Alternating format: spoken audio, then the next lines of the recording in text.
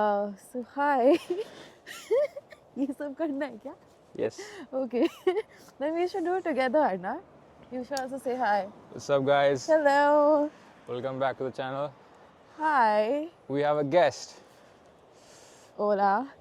Hi. I'm Manvi.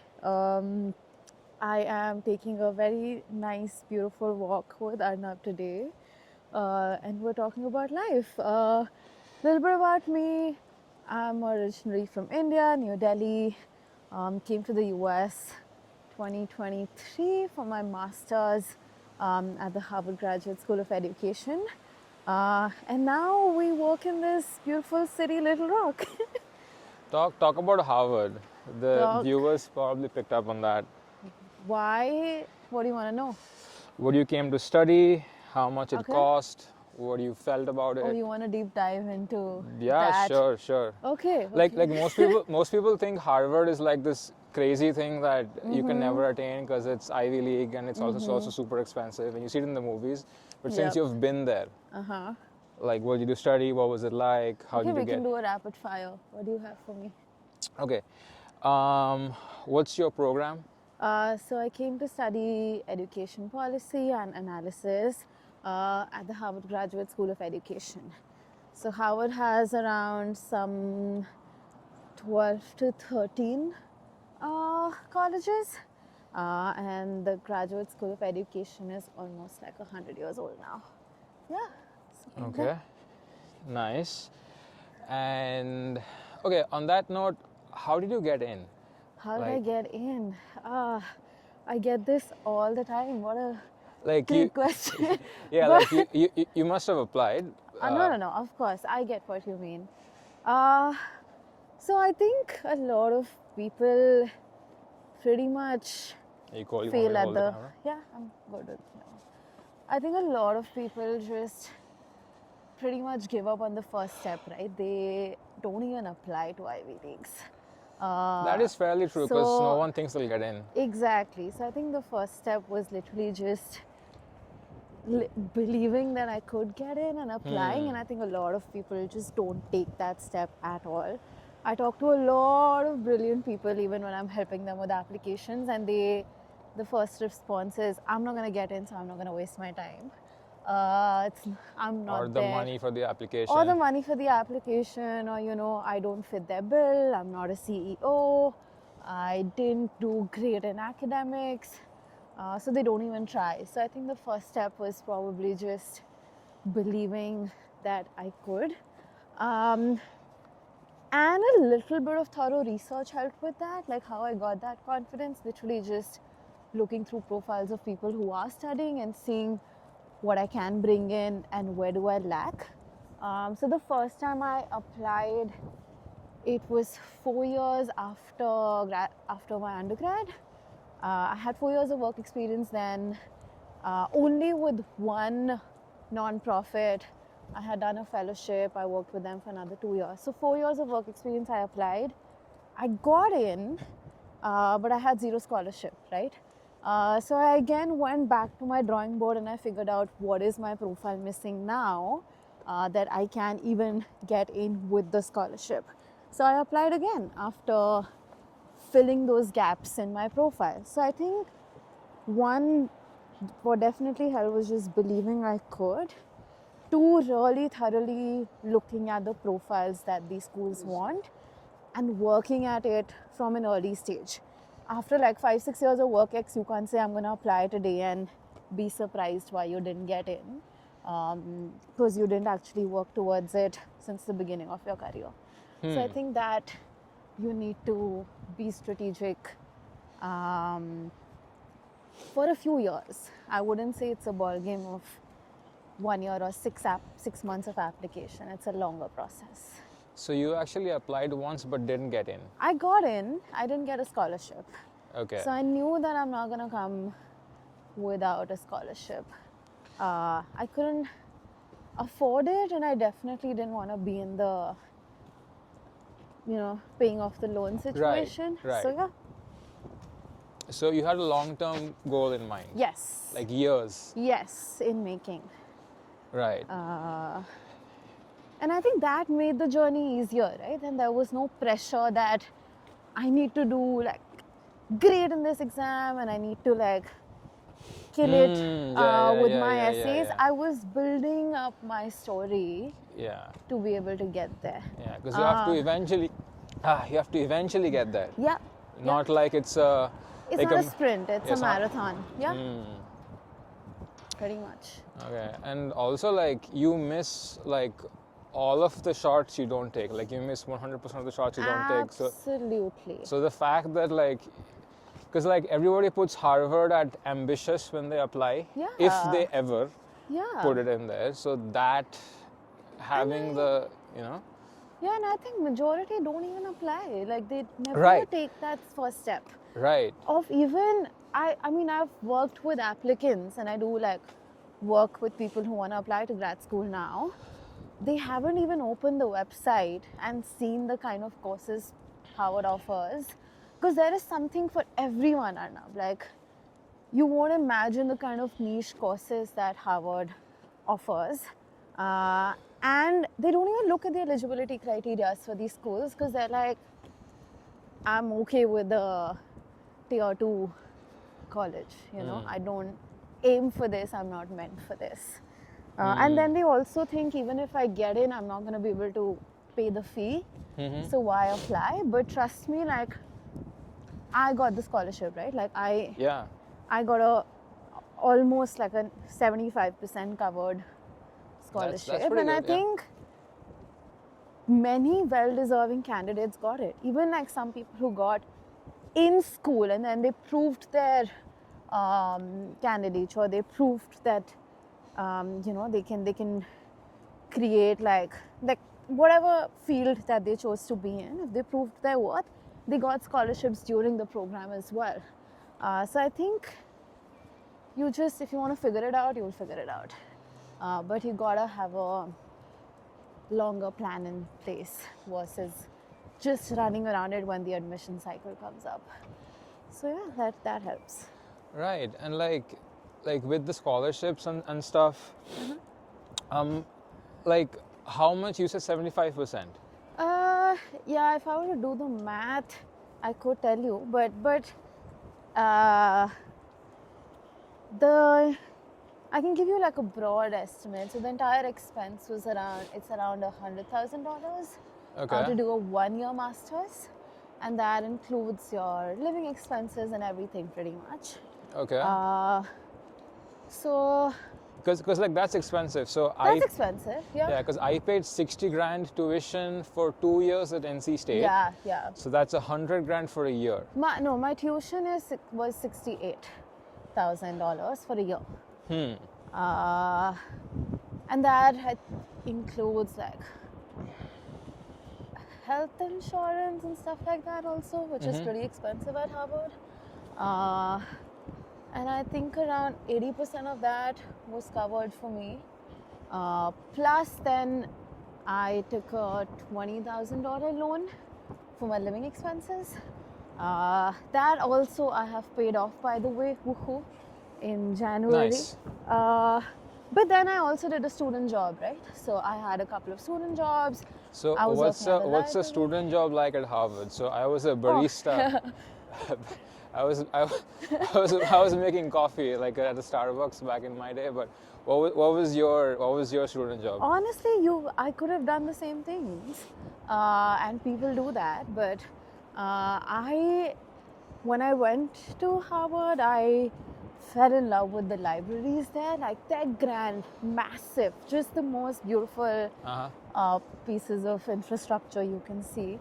So I worked at the help desk of 2 different libraries. I had friends who did work as baristas. People also worked at the gym, reception. What else did people? I mean, you can also work as a TA or a TF and things like those. But I loved my student job. That was the most fun I had, sitting at the library desk. So all you have to do is like check if people are coming in with ID cards. You have to go sort out the books. You have to like organize the shelves. But you meet the most interesting people doing these jobs. So yeah, pretty similar to what every other school has, I think.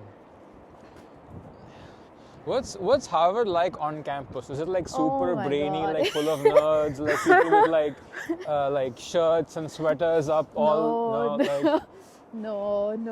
I think very regular, many down to earth people I met, but I do agree people are living in a little Harvard bubble, right? So within first of all, the campus is grand, just magnificent to look at. So you take a step inside the Harvard yard and you feel like your childhood dreams have really come true. So the campus, it's grand, it's massive, it's beautiful, it's so much history inside that campus. I think just if you talk about it in the physical sense of being, it's beautiful. If you talk about the people, I think it's like any and every other college, right? You'll have a bunch of very down to earth people, you'll have a bunch of very rich people who come from legacy colleges. Like there are people who the buildings are named after them, and their ancestors probably laid down those bricks at Harvard. So you'll have like crowds of all kind. There are nerds, there are bullies, there are all like it's a similar demographic. But I think having been there, it is definitely very intellectually stimulating. If you talk about the nature of the people and like what people bring in, I think extremely passionate people. I wouldn't say everyone is like nerdy or academically super strong, but every single person I've met was very, very, very passionate about what they were doing. Describe that. What is extreme passion? Like, you could just, every time I would meet someone for coffee, I would go for walks, I would like even interact with people in the bank, at my library job. They bring in such rich experience. You could just go on talking to them about that topic for hours and hours and hours endlessly. They could just like you could just see the passion in their experience, in what they bring, in the conversations.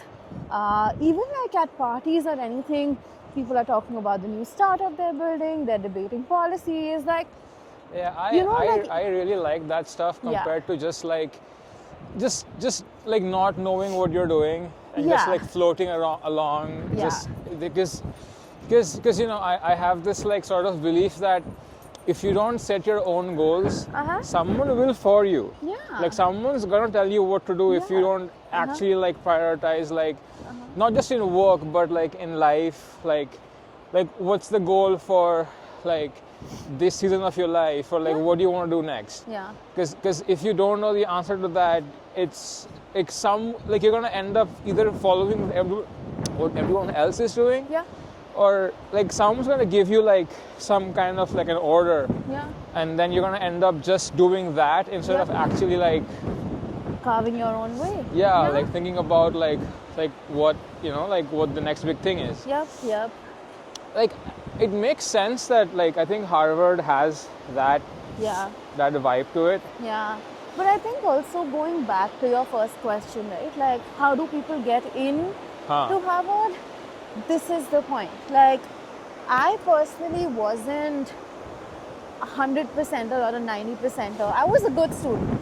I always did like consistently well in academics, but I can't say I was a 98% at all times. In fact, I went to Delhi University, which a lot of Indian students go to, and I got a second division. Like, I didn't even get a first division in my academics there. So I definitely wasn't the top student throughout my life. But what I did bring into my application and my career path, right, all those 6.5 years of work experience that I had before Harvard, it was all towards my passion of public service. So I never once strayed from it.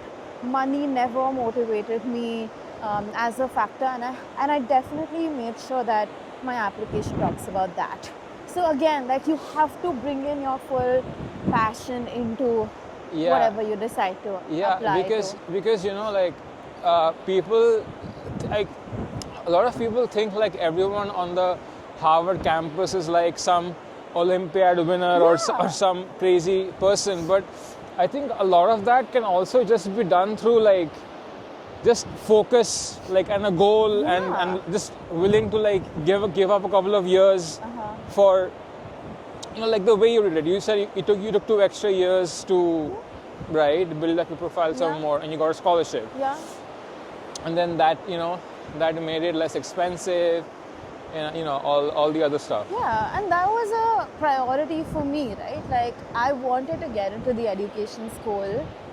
I wanted a scholarship, so I had to carve my way around that. If you want to get into, say, an engineering school or like any other school, like you do it in your field. Nobody's asking you to go and do charity or like work without caring about the money. But even if you do care about the money, and you are excellent at making money, right, doing sales or doing business or like running a business or like being an entrepreneur, there is a course for you, and there is a way for you to get it. You just have to be passionate about, even if it's making money, be passionate about making money, right? In my opinion, I think that works in an application. How was your application? So my application was kind of crazy. So I went to NC State. Most of you all know that. So if you've seen my prior videos, so I did my master's. I did my bachelor's in electrical engineering, and then I got my first job as a software dev in Bangalore, and Where's home, Anna? Huh? Where's home for you? Kolkata, Okay. West Bengal. So I decided at the end of like 3 years that I wanted to do. Actually at the end of 2 years that I wanted to do a master's, because I wanted to like switch things up in my career. Had to wait a year for the pandemic, but the thing is, me being on the electrical engineering bachelor's and then me going to computer science, that has, not gonna lie, that has been like it's kind of been like a handicap of sorts when I was applying. Huh. So I actually applied to like 10 colleges, and I got into one, which was NC State, and it turned out pretty well because I learned a lot, and it was super fun, and I like what I do now, so things worked out. Did you apply to an Ivy League? The most ambitious thing I applied to was probably UCLA or CMU, things like that. But no, I was going for. Why didn't you? It was just too expensive, and and honestly, way back then, Yeah. I don't. Which year? Sorry. This was, again. I was applying maybe 21. No, wait, I came. So no, I was applying in 2019. Okay. I was supposed to come here in 2020, but it got. Right, COVID. Yeah, right before COVID, and then I ended up coming here in 21 because of that. But yeah, like honestly, back then, like I wasn't thinking as big. I think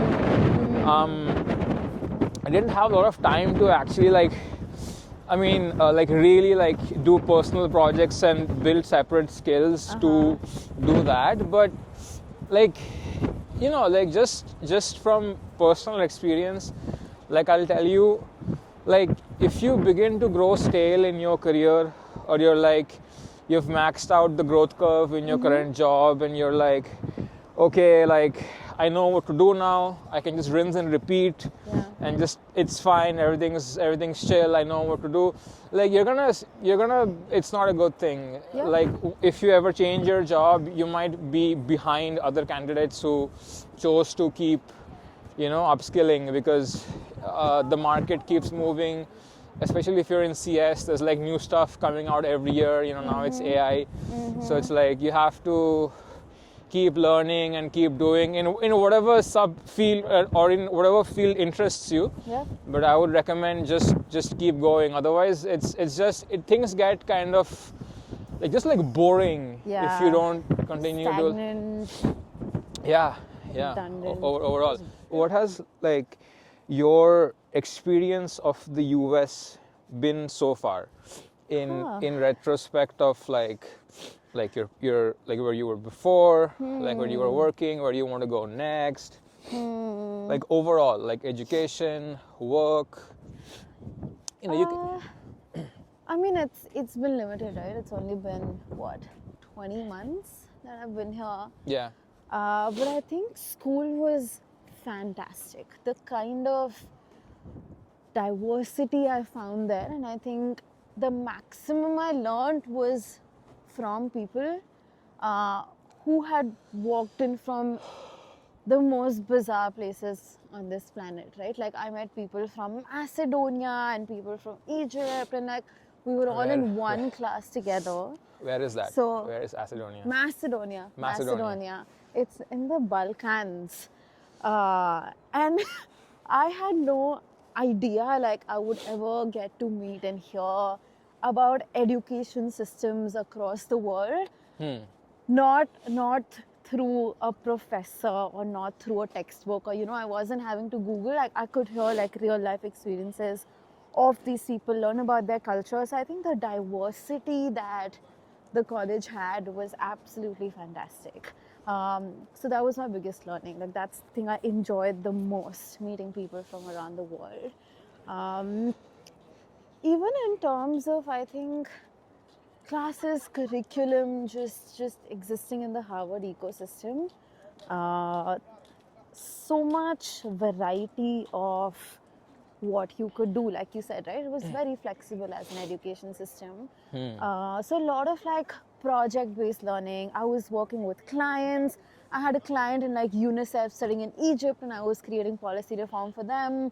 I could intern with like a community in Uganda. So just the diversity of things that I could do as a part of the curriculum, that was brilliant. Like there was no day that I was just sitting simply in lectures and like, making notes on my laptop. I was always creating. So I think education wise, it was fantastic. Very intellectually stimulating. Very, very, very stimulating. Like I had my calendar so packed, I can't tell you, like coffee chats and luncheons and like a dinner and learn, and like it was just constantly something or the every week we had a different conference. We had like a Middle East conference, we had a like a Asia conference, and then we could have a Latino conference. Like so much to learn every single day. Very, very, very stimulating. Like not one day went by that I didn't learn anything new. So I think I absolutely love that. Work life has been a mix, I think. Again, I think a lot to learn because it's so new for me. The context is new, the culture is new, the people are new. So you're doing policy, so that's like instructions for reform or like rules on how education policy. So no, I'm doing a more I wouldn't say education, it's just like a policy consultant role. So any kind of new special projects that come into the city hall, I do that. Sorry, yes, what I'm currently doing. It's fine. But yeah, I currently am working in the mayor's office. So you kind of work for the government. Not kind of, I work for the government. You work for the government, but you're on an F1 visa. I am on an F1 visa. I am not a direct employee of the government, yes. So I am an employee of Bloomberg Philanthropies. So I work for the city government as a consultant for 2 years. So it's a contractual 2-year role. So yes, on an F1. Interesting, because people think that on an F1 you're pretty much stuck to. I mean, you are stuck to working in the field of your study, but people think that if you're on a visa, you can't do anything, with the government, or it's all like a large fraction of people are honestly in my friend circle. They're like engineers working for like Corporates. corporates, like big corpos. Yeah. Just big companies in general, but it's something that you kind of think is out of the ordinary. Very limiting, but it's not. I mean, you could be working in the IT team of the city, right? Right. You could be the director of AI for the city. So I think the opportunities are endless. But yes, it has to be somewhat linked to your field of study, right? So I did study policy making, although the niche was education. But the broader idea was like, I've learned about policy frameworks, I've learned about how do you compare and contrast policies, how do you contextualize them, how do you basically like take it from a problem to a policy solution. So all of those things I did learn in my course. So it still is very much aligned. It's just not as niche when I apply it to my job, which is great. Like, I think it's a good exposure to have. So anyway, what was I saying? Work life. So, okay. I enjoy it. I wouldn't say I don't. I think it is very stimulating. It is a lot of learning. I just think I feel like work life here is a little lonely. And I mean, generally in the US, because we don't have families here. Yeah, fair enough. We don't have our friends here. So I definitely think it can get isolating and lonely. And I've heard that from people like even on the coasts, right? Like I have friends in California, friends in Boston, New York. Transition from school life to work life for immigrants is a tough one. Because you're in this little school university bubble, no matter which university you go to. Things are done for you, scheduled for you, your whole days are busy. And then you come to work life and you're like, oh, it's a little different. Mm-hmm. So I think getting used to it for anyone might take time. Mm-hmm. I don't know, how was it for you? Did you feel the transition? So, like... I need a second, sorry.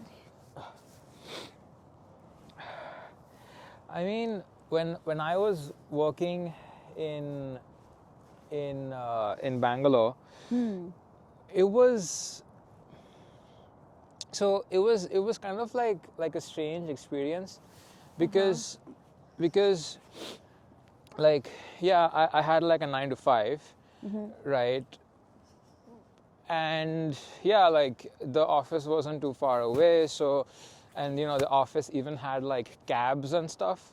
So it's like I used to like take a cab to the office, take a cab back, whatever. And then, Bangalore traffic sucks, so there's that.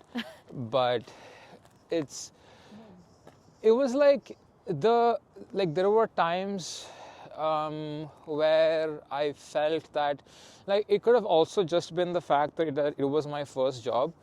But there were times where I felt like the job was a bit stressful. So it kind of like bled. No, I wouldn't say like it affected the other areas of my life, but there was definitely a culture in Bangalore which was you work 9 to 5 Monday to Friday. On either Friday night or Saturday night, you go out, have a bunch of drinks, just you party, let off steam, and Sunday is sleep day, and Monday you're back. And whereas here in the US, now this could be a subset experience because I'm in, Little Rock, Arkansas. But here it's like, well, this part is the same for everyone unless you're like very rich. But you have to cook yourself, you have to clean, Even if you're little rich, Yeah, it doesn't. You yeah. have to be very Yeah, you have to be like rich, but it's like, so you have to cook, you have to clean, you know, there's like groceries, all that stuff. So that takes away time, Yeah. right?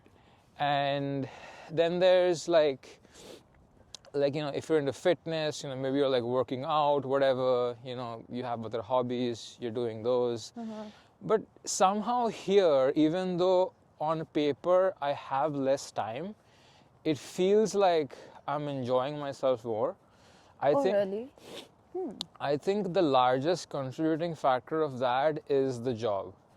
Because like if you like what you do and if you have that balance, and like yeah, like all jobs are like stressful, but I mean some jobs are stressful, I'm not even gonna lie. Yeah. But it's like if you have a job where you can, you know, like you know, set boundaries where you know you get everything done in a nice way where you know like your boss is happy or you know like people are happy and you're getting things, you know, you're meeting your deliverables, and you have enough time for your personal life, then things are actually quite fun. We're near this bridge. Oh, yeah. You can kind of And see the it. sunset. Yeah, it's a This sunset is going. this is my first adventure in Little Rock. First adventure in Sunset. Little Rock. Yeah, so it's really pretty. Nice. And so yeah, it's kind of nice. But then, you know, you having the growth mindset and you being here, now you have Harvard on your resume, and then like, what's the next thing? Funny you keep saying this, but I never use Harvard in my introduction. Ever. Never. Okay. What's next? Exciting stuff actually. So me and my colleague from Harvard, we are building a little startup. Okay. And very much like you said, the next thing is AI. So we are building an AI enablement company. We're trying to build capacity of the Indian workforce to get on the AI Talk about bandwagon. AI for like 5 minutes. Everyone just that's Me? I need AI to talk about AI. AI making the video. It's But AI making the video. But yeah, I think we while we were at Harvard, we realized that you know, in the West, AI is such a big buzzword. Actually, across the world, but especially in the United States, every second person is talking about AI, right? Everyone's trying to build a new agent. Everyone's creating rappers. Like all the startup industry is now just revolving around AI. And I feel like every time there's an innovation in the West, the rest of the people either start following them or all Yes. of the technology of the West takes over the yes, developing world. yes, that is what happens. Yes. And I feel like that's a gap at this stage of life that I want to bridge, at least in the education space in India. So we're simply trying to, like I said, bridge this gap. We're trying to build capacity in the workforce to get on this AI bandwagon, and not only get on it, but start revolutionizing it in their own capacity, like not fall behind. So yeah, we're innovating every day. We're spending hours and hours and energy on figuring out how we can solve this. But yeah, we're trying to solve this, starting with the Indian educators. What now. does AI in education look like? Because with ChatGPT, people can pretty much just cheat and like there was this thing that, like, you know, exams are now over. Yeah. If you ever had a take home exam, because like ChatGPT might not be able to like do math perfectly, but it can do a lot of stuff. It's pretty good at like writing code. Oh, it can even do math perfectly. You have to check out Khanmigo. Oh, that's the Khan Academy. The Khan Academy bot. Thing. Okay. It does. It gives you steps. Remember how in like 7th or 8th grade you would always get 1 mark for every step in math? in like a 6-mark answer. Hmm. It can give you steps of how it doesn't solve for you, but it solves with you. So yeah, it can do math pretty much. But what it looks like in education, I think people generally have that idea, right? Students will start cheating Yeah. and like they won't build their own. Yeah, like essays are over, assignments are Yeah. over because you can Yeah. just use ChatGPT for it. Yeah, yeah. Wink, wink. Yeah, I think what do you and I use it for, right? Like even in our jobs, are we using it for cheating? No, Are we- no. We're using it to like get things done. Yeah, that's the same for students. Like if the future of work or the future of life actually looks like AI as a companion, like everyone will have AI as a companion, then why not use it for the benefit of pushing your intellectual capacity, right? Like if actually someone can write an essay for you, if someone can solve those answers, then what's the point of your intelligence?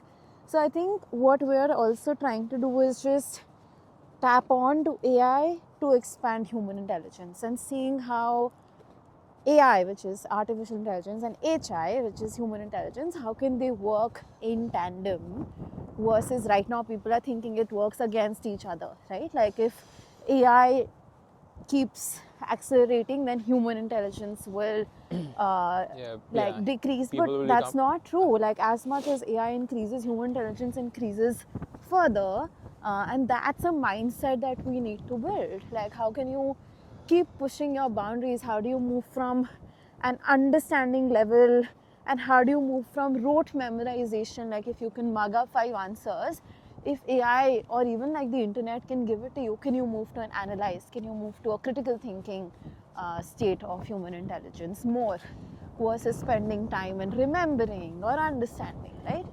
So I think that's the beauty of AI in education. How do you push human potential beyond the regular skills that we grew up learning in school? So I think people need to think of it that way. and That's you a know, good mix. and then people also have this thing where it's like, if so AI now has the ability to do a lot of stuff, and so people are afraid that it's going to take over their jobs. take over jobs.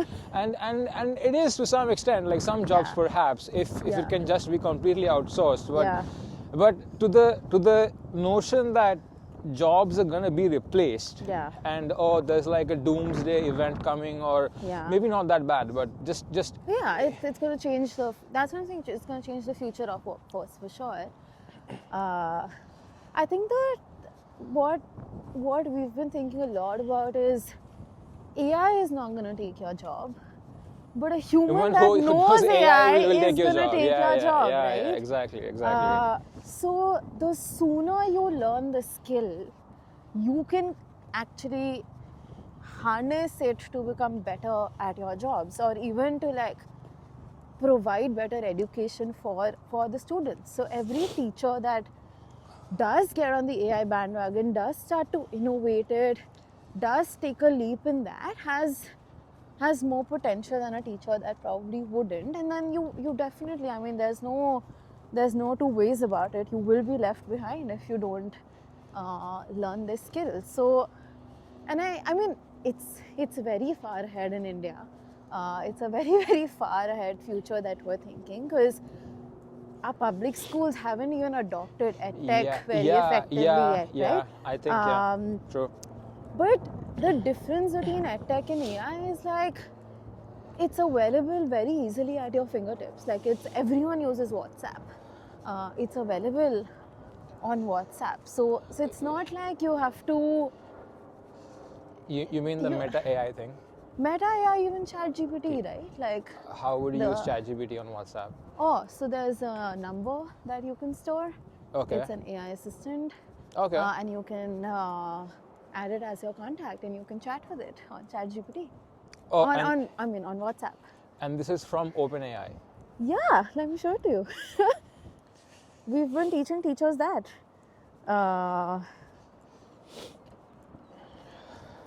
So I have stored it as my assistant. Okay. and I talked to it. So it's And I sent it a voice recording yesterday saying, activity for fifth and grade. it can read voice. yeah, English language. I asked it to create an activity for 5th graders, and it did that. So this is exactly what we're teaching our teachers. I think AI is it's a lot like You're an engineer, actually. You tell me. yeah. So I personally think that AI is a form of leverage. So it's a lot like computers. If you had a computer and you were working a job, say accounting, versus a guy with a giant book and a pen who's writing stuff down, like who's gonna be faster? The guy with the computer, right? Because he has programs and stuff. And so it's the same thing, but it's just that in this case, intelligence has been outsourced. So it's a very interesting concept where so I'm a software engineer, right? So I write code. Now things are seemingly, don't quote me on this, but See, we don't have to sound like the most intelligent Intelligent people. people, We're yeah, talking yeah. about our opinions and what we have Yeah, learned. Who is an AI expert, dude? Nobody. right, Nobody is an AI expert right right, now. and so like ChatGPT is getting increasingly better at writing code. If you have used the O3 Mini High model, which came out for premium members, it's actually pretty good. It does make mistakes, and sometimes it does give you answers pretty fast, but overall, it has definitely come a long way from when it began.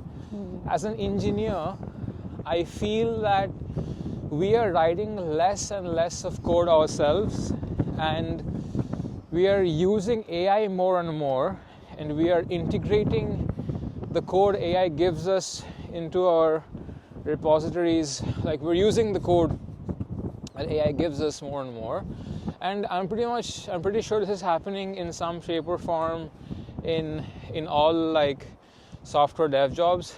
Now, of course, you have to know what the code is, otherwise you won't be able to like spot the mistakes, and you won't be able to fix things if things go wrong. So you actually have to like, know the language, the ins and outs, like the syntax, and like you get the idea. Like you also like have to actually like know the language, but it's turning more into a thing where it's like an assistant, as you said, that it does things for you, and you can use the output it gives you. GitHub Copilot, I think there are more agents coming out like that. But the thing is, you still have to tell it what to do. You also, that's what I was coming at. You need to know the right input to give it. Right. Like, and that requires human intelligence. Right, like it can help you build a product, but you still have to know what the product is. So right? I don't know if you know about Yan Lee Kun. I think that's how his name is pronounced. He's known as the godfather of AI. Okay. And very recently I was watching a podcast, and he says that why was AI even invented, right? And he says AI was invented, and I'm putting it in very simple terms. He definitely explained it better. But he said AI was invented to test the potential of HI, like human intelligence, Okay. and to really see how far a human brain can go, right? So if you look at science and technology, right, how they go hand in hand, you had to invent a telescope, which is a technology, to see what is beyond Earth, to see the moons, the planet, and the stars, right? So you Right. had to invent technology to figure out the science. Right. And he says that AI is that technology that has been invented to see the science of the human brain. It's like freezing outside. This is freezing now. Show you the view. Yeah. We should start running at some point and but the river will freeze.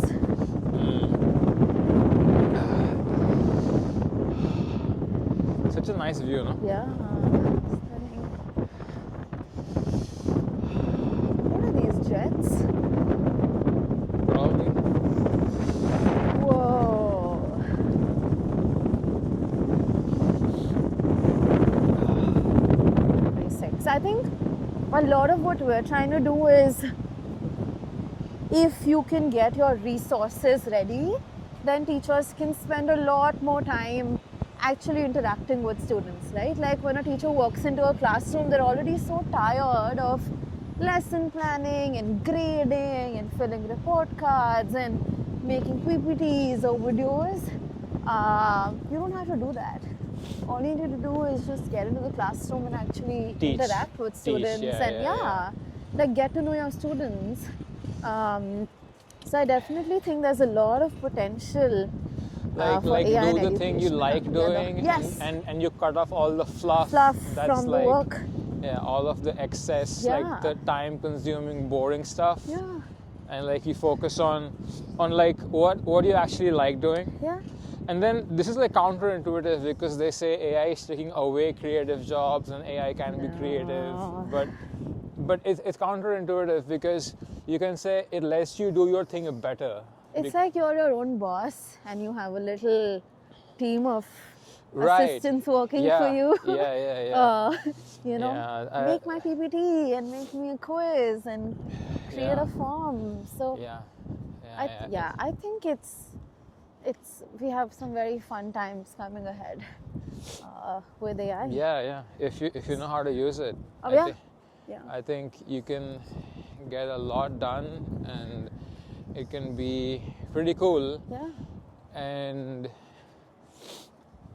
it's like if you're worried about your job being taken, just find the thing that's supposed to take your job, learn how to use it, and now you can do your job better. at least. Exactly. And then it's kind of like that. Yeah, and you can do it. You can just save up a lot more time to do so much. But like, who wants to write emails? Dude?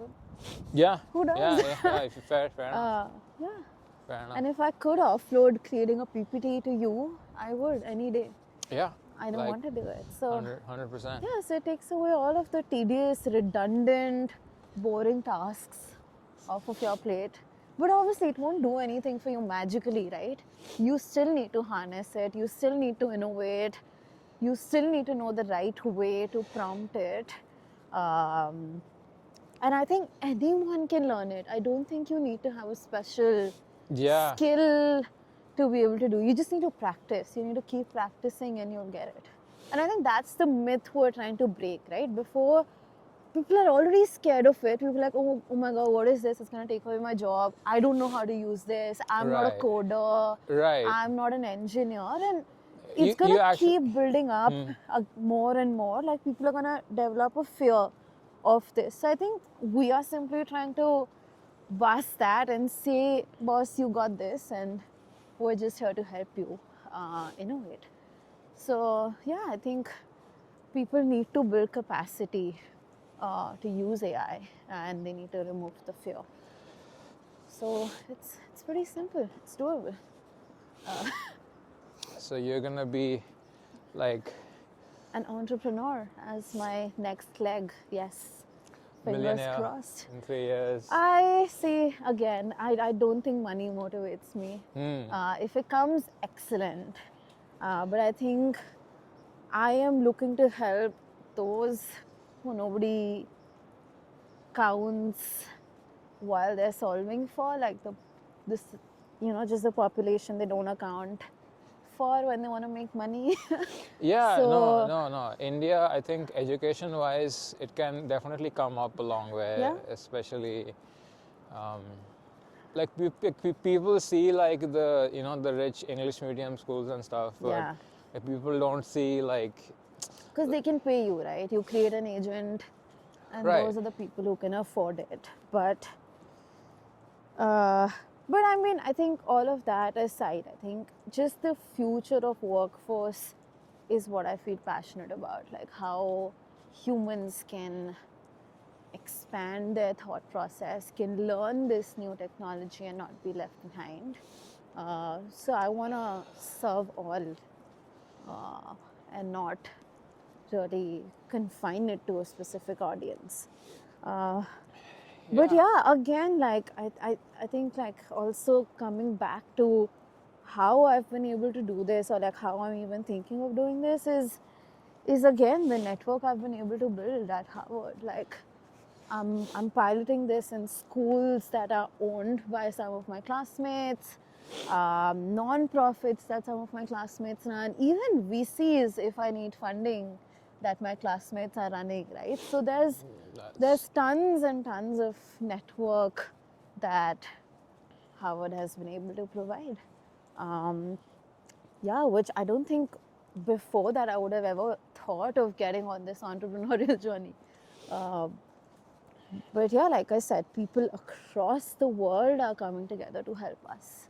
And it's fantastic how I'm finding so many synergies and alignment and just people willing to help.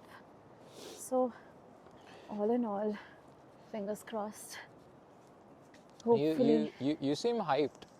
I am very hyped. Yes, I'm excited about it. I'm spending all my days just learning more and more about AI, like teaching more people. Once you're done with this vlog, I'm gonna also get your perspective on how I can learn to code myself. So yeah, I think it's an exciting world, exciting journey for me up ahead. Lots coming up, and we'll see where it goes. So nice to see, like someone coming abroad, doing a master's, not trying to, like it takes guts, like It does. It takes a does. certain level of guts to, It does. like not do, like what everyone else is doing. Yeah. I mean, I think it to your friends, and I'm sure even with you, it feels like you're living your best life in Yeah. the US. It's Yeah. rosy. It's great. It's scary. It's not easy it's every uncertain. day. Yeah. We're like we need to do another whole podcast on the downsides of it. Yeah. And I'm sure I'll have a lot more to say in that.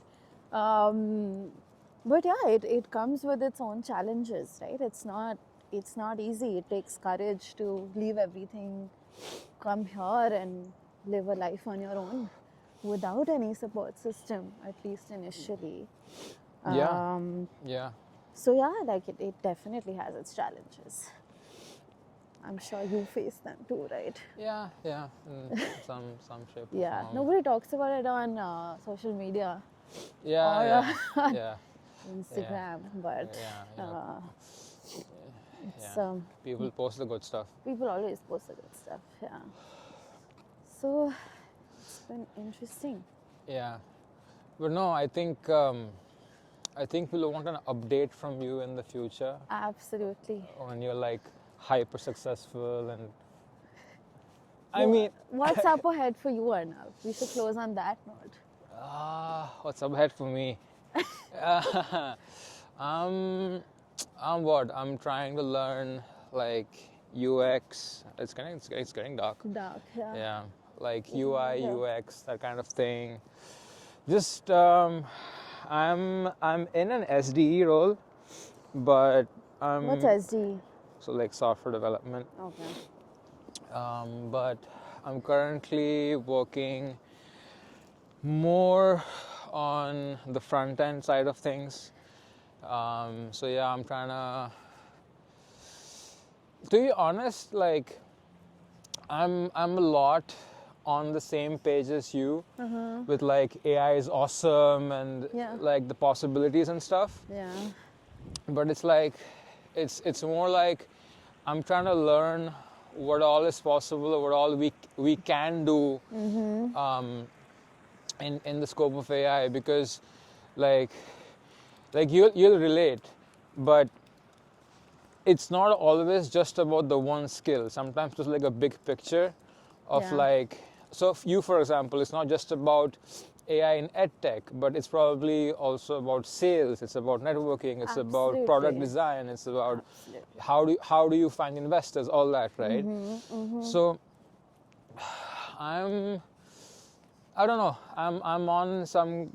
I'm trying to like learn stuff and just pick up like just like pick up things on my own. And yeah, right now I'm doing like front end dev, but it's a lot of fun and who knows, we'll see where things go. But I'm interested in a lot of things, like design, this that whatnot. But it's a really nice thing because I think the playing field sort of, It's so vast. yeah, Yeah, it it's left, ready for you to run, yeah, you know. yeah. But So yeah, hopefully you create more podcasts more in your podcasts. future with more AI or I guess more software developers, more even politicians. I've been telling him.